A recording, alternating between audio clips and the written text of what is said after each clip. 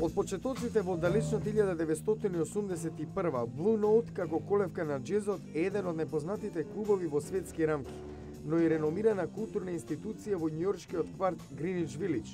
Собственикот и основач Дени Бецуан за Гласот на Америка вели дека неговата визија била да направи катче каде реномираните музичари ќе бидат третирани со почит, а на обожавателите да им понуди пријатна, топла, удобна атмосфера за уживање во звуците на џезот. Blue Note е како институција во Њујорк. Се продаваат најразлични сувенири од разни музичари. Секој сака да има дел од овој познат њујоршки клуб со себе.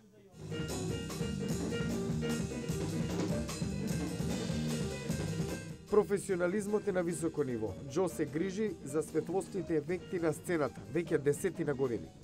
Низ клубот минале многу имиња како Сара Вон, Лајонел Хамптон, Стенли Турнтајн, Оскар Петерсон, Тито Пуенте, Чик Корија, Џо Ловано. Тоа што го прави Blue Note специјално место е што секоја вечер се можни изненадувања. Квинси Џонс, Тони Бенет, Лајза Минели. Некој од публиката може да ги повика и тие на оваа сцена ќе имаат свој кус настап. Тоа е духот на легендарниот њујоршки клуб.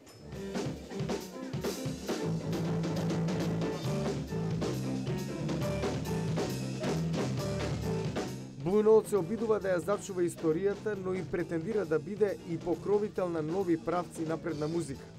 Воведе така наречени понеделнички ноки, каде им дава простор за експонирање на бројни џез, соул, хип-хоп, R&B таленти. Музичарите тука имаат слобода да експериментираат со џезот. По 25 години опстојување, овој клуб продолжува да го носи факелот на џезот и во 21. век во културната престолнина на Њујорк, Гринич Вилидж.